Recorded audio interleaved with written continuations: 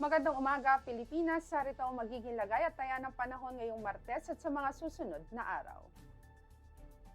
Ang low pressure area ang ating minomonitor ng mga nakaraang araw na formerly ay si Wilma ay nalusaw na, bagaman may minomonitor tayong panibagong low pressure area sa loob ng Philippine Area of Responsibility at ito ay huling namataan kaninang alas 3 ng umaga sa layong 390 km kanlurang bahagi ng Puerto Princesa City, Palawan.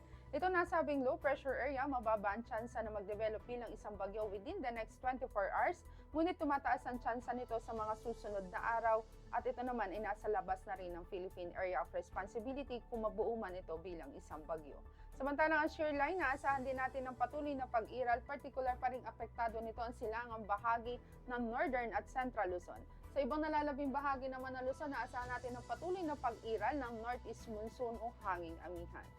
Dulot nga ng shear line, naasahan natin ng patuloy na maulap na kalangitan na may kalat-kalat na pag-ulan, pagkidlat at pagkulog, particular pa rin yan dito sa may Cagayan Valley, maging sa Cordillera Administrative Region, sa Isabela, sa Nueva Vizcaya, maging sa Quirino, sa Aurora at ganoon na rin sa Quezon. Dito naman sa Batanes, maging sa Ilocos Norte, aasahan natin ng maulap na kalangitan na may mahihinang pag-ulan, dulot naman yan ng Northeast Monsoon. Sa Metro Manila at iba nalalabing bahagi ng Luzon, maging sa Visayas, aasahan natin ngayong araw ang bahagyang maulap hanggang sa maulap na kalangitan, ngunit di natin inaalis sa mga posibilidad ng mga pulu-pulong pag-ulan na kuminsan ay may pagkidlat at pagkulog. Generally, fair weather din ang aasahan dito sa Mindanao, bahagyang maulap hanggang sa maulap na kalangitan, ngunit may mga tsansa rin yan ng mga pag-ulan na kuminsan ay may pagkidlat at pagkulog, lalo na nga sa dakong hapon o gabi.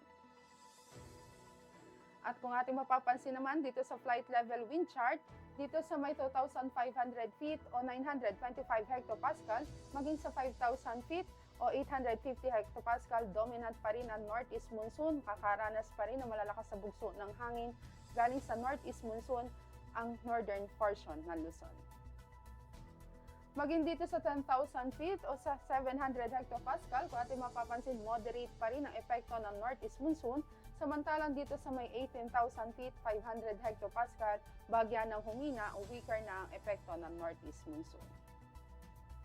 At para naman sa magiging main hazards at impact nito sa flying operation, particular dito sa may northern Luzon, aasahan natin ang strong to gale, northeast wind, turbulence, ganoon na rin ang mountain winds. Aasahan nga natin magiging impact nito sa flying operations, makakaranas ng low-level wind shears, moderate to severe turbulence at crosswinds. Dito naman sa Central Luzon, maging sa Metro Manila, magiging main hazards ay moderate northeast, at aasahan natin na magiging impact nito ay crosswinds at mechanical turbulence.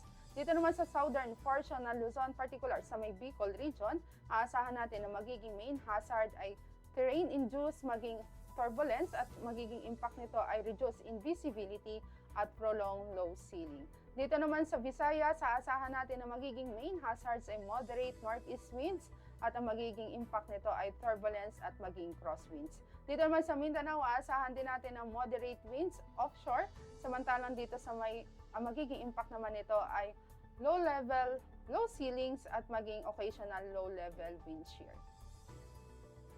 Para naman sa magiging lagay at taya ng panahon sa mga susunod na araw, aasahan pa rin natin ang generally fair weather, bahagyang maulap hanggang sa maulap na kalangitan.